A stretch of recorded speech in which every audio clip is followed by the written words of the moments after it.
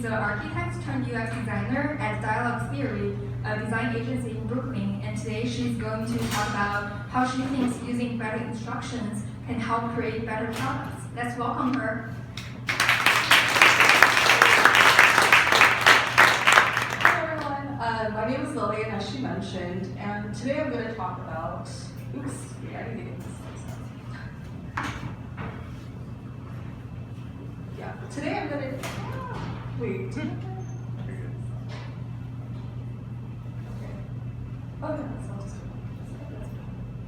Today I'm going to talk about diagramming of how we can design better instructions to build better products. Now on the side, as I am doing in UX design full-time, on the side I am managing my own food blog called Thechefcharette. For the Thechefcharette, I like to break down all my recipes into step-by-step instructions so that anyone, anywhere around the world, of any age, can understand how to build these recipes. Now today, because I'm going to walk us through some of the concepts of what I use for my blog, I want to interpret that into diagramming and how we can use this for better instructions and to build better products. And ultimately, I don't want instances like Ryan Reynolds, frantically struggling with instructions and creating this unstable crib, so we're going to try to prevent that. Now as designers, I'm sure that some of us have run into issues where we've struggled with an instruction of some sort or the other, right? Sometimes they can get very wordy, sometimes they can contain jargon, and sometimes they don't even have helpful visual cues, right? So in many cases, they make us feel very confused and they can be very intimidating. But one thing that I think can help us with this is incorporating a diagram more. Now, diagrams have been used throughout history in a variety of different industries. We've seen them in architecture, engineering, for example, in aerospace, and even arts and crafts, such as Japanese origami. Now, even if you weren't an architect or an engineer, we can understand from the first image that that dome is in the center of all four entrances. And engineers can understand generally where the columns are to be placed. In terms of the aerospace engineering example we have over here, we can understand in general how this reflector plane is proportional to the wingspan of the NASA jet craft. And also in terms of the arts and crafts example, Japanese origami has done a phenomenal job of just communicating with their lines in a way where we know every time we see a dashed line, that indicates a fold, and arrows indicate where we should bring that fold. Now with that, one of my favorite books is a book called Architecture for Dogs. It's this wonderful book of a collection of instructions for how you can build an architecture piece for a dog of a specific dog breed. They're all in black and white, they're all very simple, and they don't have much text, as you can see. And all of them always begin with a component guide, so we understand what tools we have to work off of. And if we were to proceed with these instructions, we can see that it gives us instructions, right? And just by having numbers, sorry, it's a bit small, but just by indicating with numbers and different types of specifications and line weights, we can understand how we can make this dog architecture for this beagle, right? It's awesome, I love it.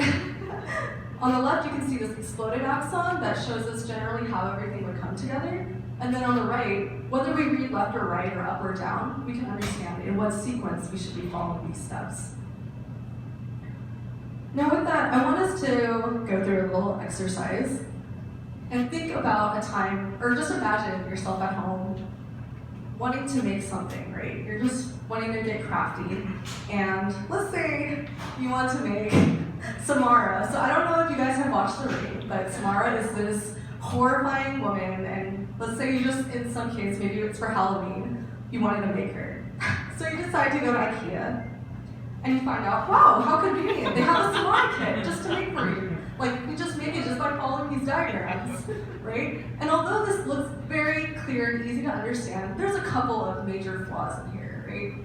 It's in black and white, and they don't have many words. But if I really wanted to summon Samara, then what the heck does number 1 say? It's telling me to either throw an Ikea staff into a well or jump into a well, right? That person doesn't make sense, first of all, it's not defined. And second of all, like, there's an Allen wrench in the toolkit. I don't know if you noticed that, but that Allen wrench should not be there. It's not even used in any of these steps, and there's no reason for it. So in some cases, every time I believe that for all diagrams, we should all think very intentionally of what we include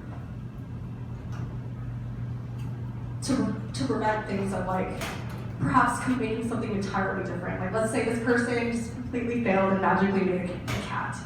And now that they're stuck with this cat, they have to take care of this cat, they have to feed this cat. They didn't want a cat, they wanted Samara.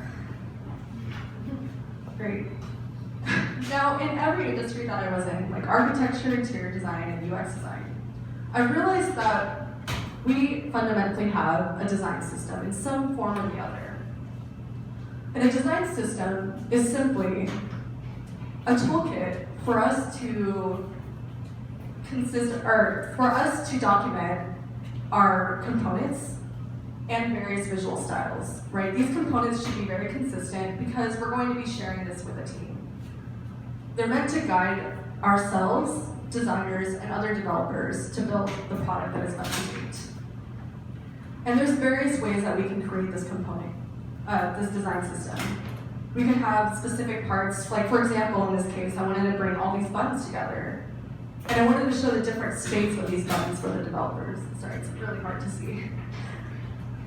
Also, the different states of cards and inputs, which you can see around this area. But design systems don't just have to be used in UX design and digital design, right? Because I really love documenting and diagramming food and ingredients, I created my own design system for food. I wanted to make sure that whenever I continued to draw, that I would have something to refer to and something that I can pass to other designers. So in this case, whereas I had cards and buttons on the other example, we have examples of fruits and vegetables and different meats and seafood and grains, dairy products. It's very exciting. And because I wanted to communicate that this carton should be a carton out of cow's milk, I used that same cow in this carton without even writing milk, right? You can all understand this is a milk carton. A week after graduating from architecture school now, I moved to Japan because I really wanted to hone my design skills. I was so mesmerized by all the delicious food that they have, how they present everything so wonderfully. And I realized how much I love this dish called ochazuke. Ochazuke is this Japanese comfort food that consists of tea being poured over rice. But no matter how many times I wanted to try and make this, all the instructions that I found to make this were all in Japanese. They didn't carry the visuals that I needed. And even if I wanted to follow these recipes, the only things that I can understand are the numbers on the top over here, and generally what it would turn out at the end, right, with these images. So I started to think about how I can perhaps not rely on visual aids by developing some other language that doesn't rely on languages. And so I started thinking about how diagrams can be the answer. Right, diagrams are fundamentally this visual aid for us to be able to explain an idea. We don't need any words to explain ideas, right? Or explain these kind of ideas, no matter how complicated they are. We've seen examples in Legos, Ikea, etc. Now I want us to look at both of these diagrams and think about which ice cream and chocolate syrup you'd rather like. We have one that's going right into the ice cream, and then we have one with swirly lines, right? Both of them look very similar. They both have ice cream, a scoop of ice cream with some sprinkles, and they have this chocolate syrup that is 90 degrees up on the top. But the arrow is completely different. Just think about which one you guys would like, depending on, I guess, your preferences in chocolate. Right? No. People who freaking love chocolate dumped on the bottom of their ice cream, I guess, would prefer the one on the left. And that's something I guess my boss would like. But most people, I think, would like the balanced one, right? The one with the balanced, pretty swirls around their scoop of ice cream.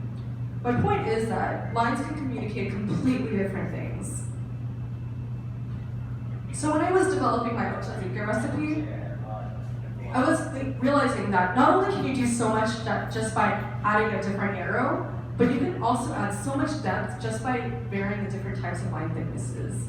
So in this case, I wanted to bring in happy salmon, some oil, and some salt, right? So I was looking at how you can do close-ups, and I realized that just also referring to like biology textbooks, that we can zoom in and show people what the specific texture should look like. And in architecture and engineering, they also have dimension strings, as you can see over here, that indicate specific widths of tools that you may need or specific sizes that you want to create. And by labeling with these strings over here, we can teach people of what order everything should be going. What I love about diagrams is that they don't just communicate one path, right? They can communicate a variety of paths. And you can use it for your specific way of, depending on how you want to communicate. In this case, because a lot of times in cooking, it's a linear path, I wanted to represent everything in a linear path. So I have these letters over here with the component sets, and whether we read left or right, it's very small, but you can see that there are numbers over here. And we would, follow the sequence over here to be able to build the last step, which you can see over here. So for every step, I wanted to make sure that I focus only on what people need to know. The reason why I included this close-up for this pastry tip is so that people understand that this tip needs to have several holes, right? We need to get that frosting out of for the chestnut cake. You can't just use one that has one big hole. In terms of UX design and creating the user experience isn't such a linear path, right? We have people who take multiple paths. It's unpredictable. But we need to document and share with developers all the different ways that they can go and walk through this app or website. So in this case, diagrams are presented in multiple paths where we have arrows pointing out at the same screen into completely different routes. And with that, I also want to emphasize that one of my passions is creating diagrammatic instructions, right? But I really hope that with everything in mind, I hope that we can create better instructions and diagrams so that people can be able to use better products. And I hope that we can also create better instructions on how to best use the product. Thank you, everyone. My name is Lillian.